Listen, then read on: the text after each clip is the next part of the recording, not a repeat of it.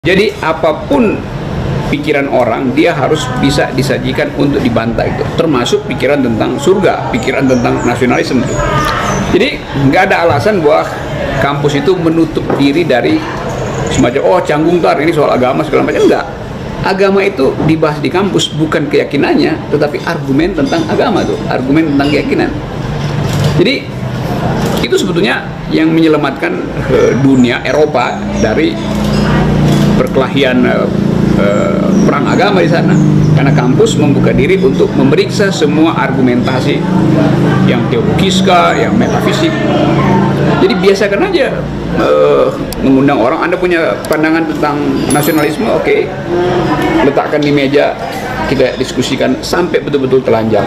Anda punya pandangan tentang agama, tentang keyakinan, tentang alam semesta, tentang Tuhan, taruh di meja, kita diskusi. Syaratnya adalah jangan marah kalau diskusi ditujukan untuk memperhalus argumen. Jadi argumen makin lama makin halus sehingga kita bisa lihat serat-serat dari isi pikiran itu. Nah, kalau dia menutup diri, artinya dia tidak siap hidup di dalam tradisi intelektual. Kan dasarnya begitu. Di kampus ukuran pertama adalah Anda intelektual. Intelektual berarti force of the better argument. Hanya argumen yang bermutu yang boleh diucapkan di kampus. Apa ciri argumen bermutu? Argumen bermutu adalah argumen yang membuka diri untuk dikritik ulang itu. Dengan cara itu ada dialektika ilmu pengetahuan gitu. Jadi kalau bilang, pokoknya gue yakinnya begini, you jangan debat.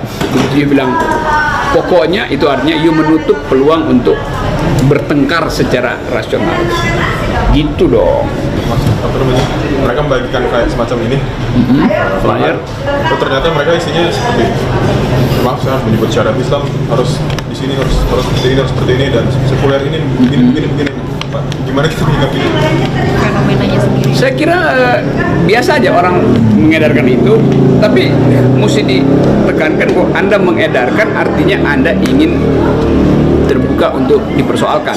Kalau Anda edarkan itu sebagai satu kebenaran absolut, maka saya tidak akan mengkonsumsi itu. Sebab apa yang diedarkan di ruangan kampus adalah sesuatu yang sifatnya valibilis. Valibilis artinya bisa dibuktikan salah gitu. Kalau nggak bisa dibuktikan salah, dirawatlah itu di ruang ibadah masing-masing gitu kan, supaya tidak ada problem dengan argumentasi. Jadi mau edarin proposal tentang negara Islam, negara Kristen, negara Hindu, boleh aja, tapi prinsipnya adalah kita mau debat tentang ide itu kan dasarnya itu kan.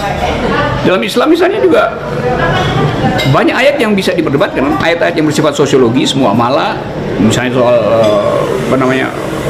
hukum waris kan bisa didebatkan. Yang nggak bisa didebatkan adalah ayat-ayat yang sifatnya akidah, yang vertikal, yang udah pasti. Kita nggak bisa debatin tentang ada tidaknya Tuhan dalam keyakinan. Di dalam teori evolusi boleh didebatkan. Jadi kalau didatang dengan prinsip, oke, ini ada pandangan saya, oke, boleh nggak itu dibicarakan secara akademis? Oke, kalau nggak, oke, terima kasih, tapi itu adalah keyakinan. Keyakinan tidak mungkin diperdebatkan. Tapi pengetahuan harus terbuka untuk diperdebatkan.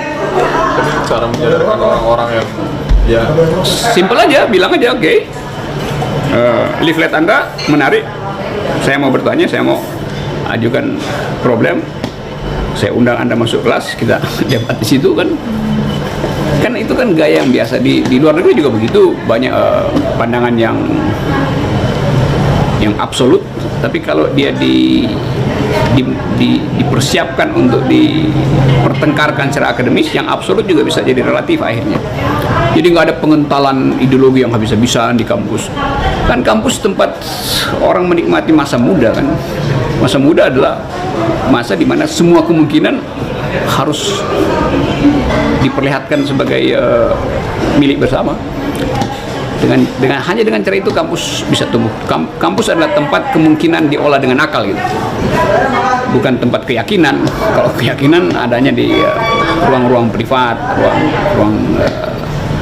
ruang agama masing-masing orang. Itu. Jadi saya kira mesti terus terang mengatakan bahwa apa yang Anda sodorkan mengundang pertanyaan saya. Kalau Anda terbuka dengan pertanyaan itu, kita bisa bercakap-cakap. Kalau Anda menutup diri, saya juga kembalikan aja kan leafletnya tuh. Ini Mas, apa mungkin kan Mas juga dosen ya, mungkin juga mengenal mahasiswa Indonesia zaman sekarang lah, ibaratnya mungkin berbeda tahun 98 yang sangat menggebu-gebu dan politis sekali gitu. Kalau sekarang kan mungkin lebih ke arah ya udah gue cepet-cepet lulus deh, ngapain gue ngurus-ngurus ini, penting gue kerja dapat uang dan gue hidup mapan gitu. Dan sedangkan kalau dari tadi saya dengar kayak Mas Rocky kayak bilang kalau proposal partai dan pembaktian masyarakat tuh salah satunya adalah hal itu gitu. Sedangkan mahasiswa sendiri pun yang saya lihat teman-teman saya pun nggak terlalu banyak gitu yang concern di bidang itu gitu. Apakah Mas sendiri kayak yakin nih Indonesia bisa dibawa ke hal yang lebih baik dari dan tidak terlena romansa sejarah dulu gitu? Kan saya selalu anggap bahwa kita harus tumbuh lebih berkualitas. Kita harus berpikir lebih tajam. Kenapa? Sebab mahasiswa, kalau dia mahasiswa Unpad misalnya, saingannya kan bukan mahasiswa ITB, saingannya adalah mahasiswa Boston, saingannya adalah mahasiswa NU misalnya di Australia. Jadi dia mesti melihat bahwa kompetisi itu sekarang sifatnya global itu. Nah, dengan cara itu kita bisa produksi apa yang disebut ilmu pengetahuan. Karena ilmu pengetahuan kan ruang kelas itu kan selebar Wikipedia, seluas Stanford Encyclopedia, bukan sekedar apa yang ada di dalam kelas. Nah, kalau dulu misalnya gerakan mahasiswa tahun 80-an jelas lebih susah, lebih keras. Misalnya kalau dulu Anda mau baca buku Das Kapital, The Capital, itu mesti dibungkus pakai kertas supaya nggak kelihatan judulnya itu.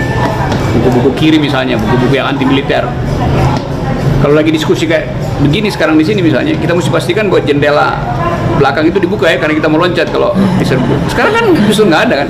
Jadi justru di dalam keadaan sekarang lebih produktif dengan akal pikiran kita sebetulnya dibandingkan dulu. Dulu waduh, di diskusi begini 2 jam kemudian udah dipanggil dengan daftar resmi, ini hadir ini. Intel udah kemana-mana. Jadi kesempatan mahasiswa untuk berinvestasi menumbuhkan infrastruktur politik akal sehat ada hari ini sebetulnya. Itu lebih penting kita pikirkan. Ya ada aja orang merasa oke, dia investasi untuk perbaikan hidup ke depan. Oh iya, tapi kalau politik nggak berubah, saya katakan tadi, ya kita jadi profesional yang sebetulnya tidak tumbuh dari dalam dengan energi kita sendiri gitu. Kita berharap nanti dunia akan berubah, enggak, dunia nggak akan berubah, kita yang mesti merubah dunia itu. Gitu. Oke. Mas, kita sekarang melihat di dunia fenomena gitu ada. Iya. Oke, ada kayak semacam yang terbaru lah, Wall Street juga. Dia dipengaruhi antara lain oleh karena gerakan mulai tambah viral gitu kan, ya jaringan.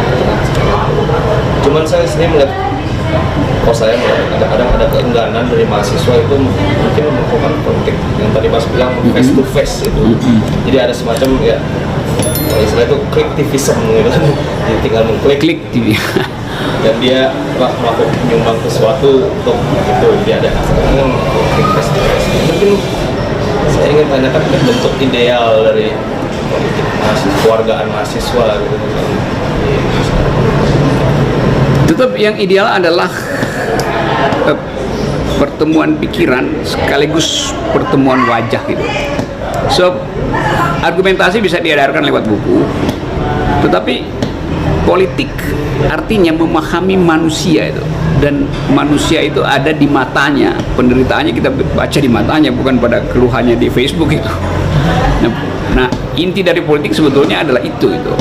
Kita ingin agar supaya the unspeakable pada akhirnya mengucapkan sesuatu. Dulu perempuan dianggap sebagai non-faktor dalam politik karena dia dianggap perempuan kan bayi yang bertubuh besar, jadi pikirannya juga pikiran bayi sebetulnya. Tapi kemudian politik berubah tuh, sehingga sekarang kita punya affirmative action bahwa politik harus bisa diisi 30% minimal oleh perempuan. Orang protes, lo kenapa nggak free fight? Lo enggak, karena selama 25 abad perempuan disisihkan dari politik. Oleh karena itu dia berhak untuk memperoleh apa yang dicuri oleh kaum laki-laki itu. Jadi kalau disebut misalnya perempuan berpolitik, itu artinya laki-laki harus bayar utang peradaban yang dulu dia nikmati sendirian. Nah, ini sebetulnya contoh bahwa yang tadinya tidak potensial akhirnya maju untuk mengucapkan kepentingannya. Mahasiswa juga begitu. Sekarang mahasiswa dianggap sebagai the marginal gitu. Karena dia dianggap yang nggak matang segala macam banding politisi. Betul, tetapi potensi kritisisme hanya ada pada mereka yang punya jarak dengan politik. Jadi justru karena jarak itu, kesempatan selama 3 tahun dalam aktivitas mahasiswa, lalu 2 tahun mesti sibuk dengan skripsi. Saya kira ruang itu yang disediakan oleh sejarah untuk diisi oleh mahasiswa, yaitu bertengkar secara rasional, ucapkan kepentingan atas nama kewarganegaraan, bukan atas nama primordialisme tadi itu. Apalagi ya kalau soal kalau dalam soal kampus, prinsip saya satu, kita mesti hidupkan pluralisme dalam kampus, termasuk cara berpakaian, cara berpikir segala macam. Kan orang nggak dinilai karena celananya butut. Yang Profesor Zizek yang you sebut tadi, yang ada di tengah-tengah Occupy Wall Street, setiap hari pakai jeans butut sama kaos oblong, tapi bukunya kira-kira 500 sudah yang dia tulis itu. Jadi bukan itu ukurannya itu. Nah, kita kadang-kadang judge orang dari tampil segala macam itu. Juga nggak benar kalau misalnya orang tiba-tiba pakaiannya udah kumuh dianggap proletar misalnya, kan nggak begitu juga kan. Jadi selalu mengukur orang di dalam debat, di dalam ruang kelas. Dengan cara itu kita tahu apa sense of justice dia, apa metodologi reasoning dia, apa logik di belakang argumen. Nah, yang beginian pasti sedikit di mana-mana. The privilege view itu, namanya privilege view adalah sedikit.